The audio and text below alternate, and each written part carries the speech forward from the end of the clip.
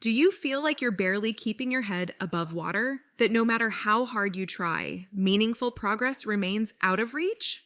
Heather gets that. She battled an eating disorder for years before seeking help. Now in recovery, Heather is here to tell you that positive change is possible even when it doesn't feel that way. Join her as she shares openly about her struggles and small triumphs. Fair warning though, Heather doesn't hold back. Her candid story may trigger some. But for those wanting honesty, hope, and healing, this is 1% Better with Heather. The information and stories shared on 1% Better are based on host Heather's personal experiences with eating disorders and mental health challenges. Heather is not a licensed doctor, therapist, dietitian, or other health professional. Her advice and opinions should not be taken as professional medical advice. Please consult your physician or a qualified health provider regarding any medical or health-related issues. 1% Better also contains descriptions of eating disorders that may be triggering for some listeners. Discretion is advised.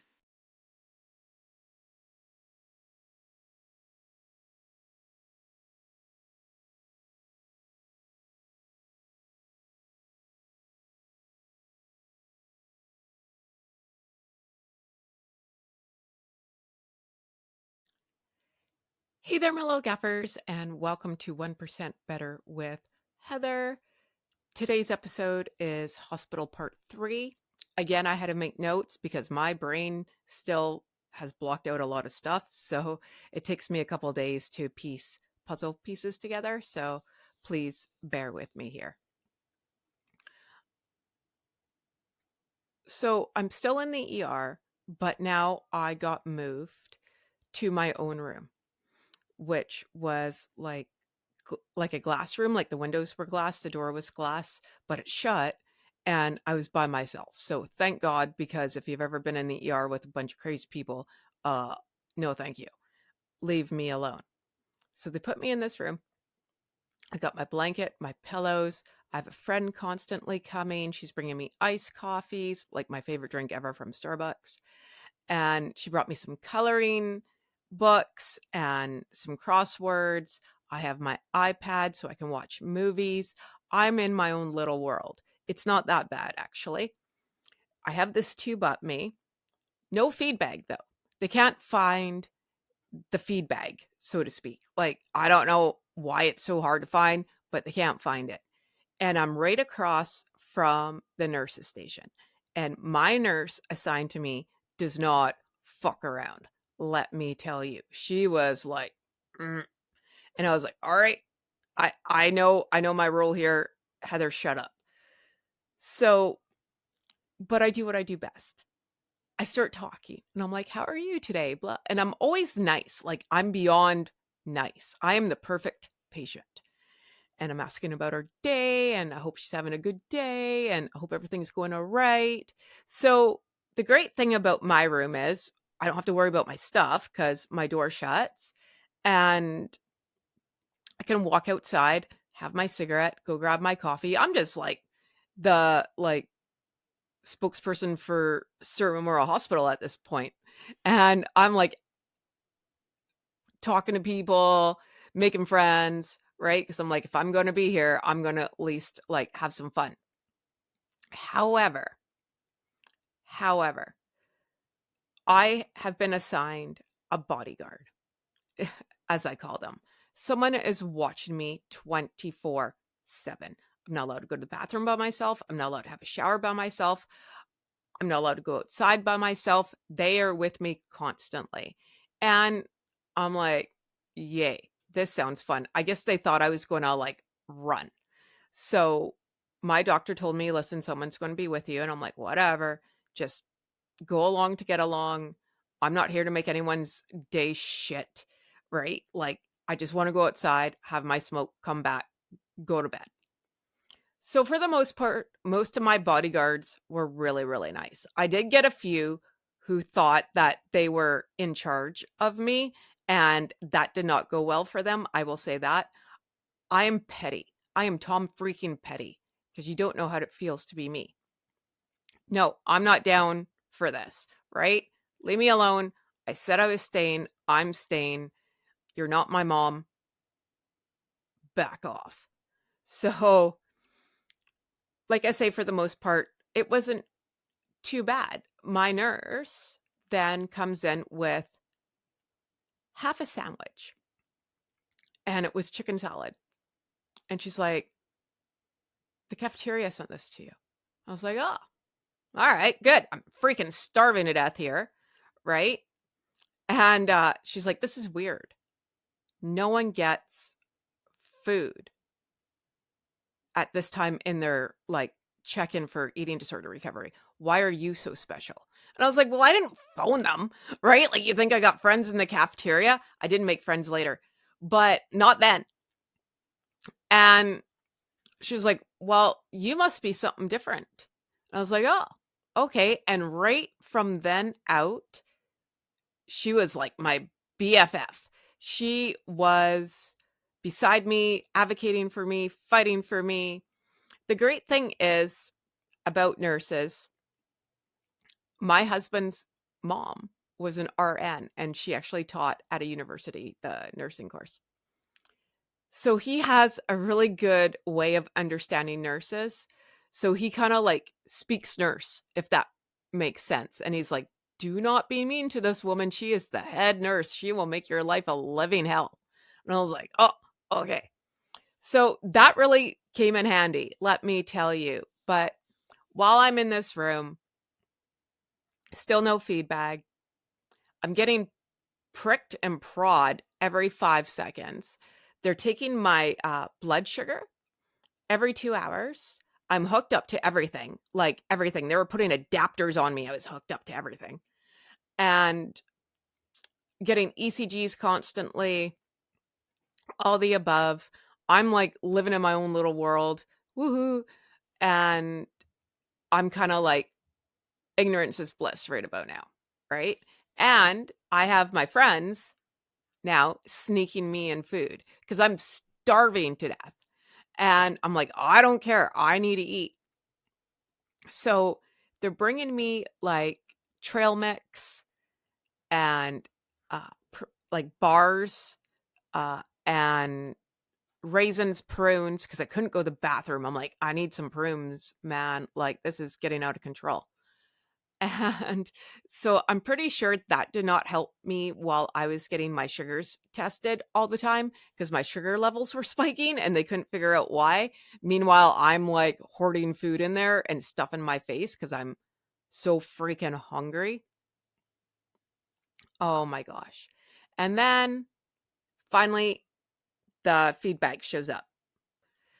Yay. And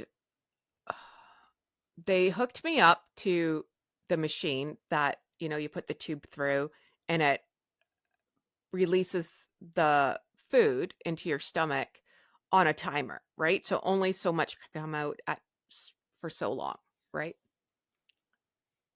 I have this magical power of being an X-Men. Any machine they hooked up to me from there on out died within 2 seconds. So my nurse comes in, hooks it up. It goes for like, I'm not even kidding, 5 minutes. It's beeping. It's got an alarm going off. And she's like, what did you do? I'm like, I didn't touch anything. I didn't do anything. And she's like, why is this stopping? I was like, I don't know. Right. And she's like looking at me and I was like, I didn't touch it. I promise. And so she gets another one. That happens again. That happened 6 more times. 6. And I was like, for crying out loud, what is going on around here? But I'm just lucky that she did end up on my side because really I did not want to piss that woman off at all. At all. And then I need to have a shower. And my bodyguards come in with me. And I was like, not happening. No way. And I don't care. I don't. You're not coming in that shower with me. So thank God my sister was there. And I was like, can my sister come in with me? And she's like, oh, okay. Right. I'm like, you're not a nurse. You're not a doctor. You're just somebody. And I'm just like, no, like it weirds me out. I'm sorry. I don't care. So I hang out down there for a bit. in this one room that I quite like. And then it comes time to clean my feeding tube. And how they do that is like they take it apart and they get a syringe of water and they like flush the water through, right? I don't know if they gave me something to sleep or what, but I was out, out. And it's like 2 o'clock in the morning this one time. And I guess someone comes in to flush the feeding tube. Let me tell you something for all the nurses out there, do not use cold water. I thought I was drowning. I jump out of this bed and I'm crying and I'm like, I'm drowning, I'm drowning, I'm drowning. And I can feel all this cold going down through my throat and into my chest. And it literally feels like jump in a pool and hang out on the bottom. I thought, I'm like, what is going on? All of a sudden, I don't know what's going on. Bunch of people come out. They're holding me down on a bed. I weigh nothing. Like, it could have taken like one person to hold me down. No, I got 5 people holding me down on this bed. And I'm like, oh my God. Now I'm thinking I am going to go to psych because I always thought I was going to go there. But thinking that at my house is a long way away than the next floor up, right? So I'm like, oh my God. And I'm flipping out. I'm like, I'm drowning. I'm drowning. What the fuck is going on? I'm punching people.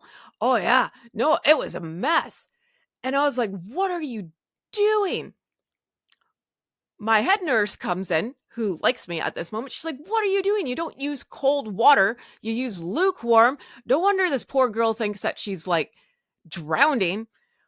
She's yelling at everyone. I'm crying. I'm like hoping not to go to psych. What a mess. What a mess.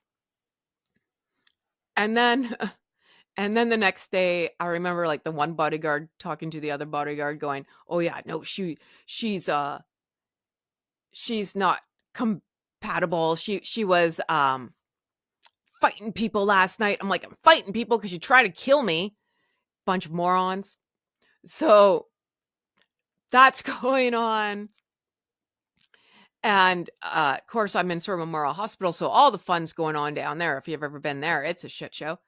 So I'm like just one of the crazy people now. So yay. And then it's the next day, and they're going to move me. They finally got me a bed on this ward that I've been waiting for, right? The Shangri-La ward. And then that didn't go so hot. That's all for this episode of 1% Better. To continue the conversation, head over to our website at www.1percentbetter.ca, where you can access more stories and resources. We'd also love it if you subscribed and left us a review on your favorite podcast platform. And remember, friends, progress takes patience, perspective, and sometimes a little help from people who get it. So be kind to yourself and others as we work to get 1% better every day. We'll see you back here next week.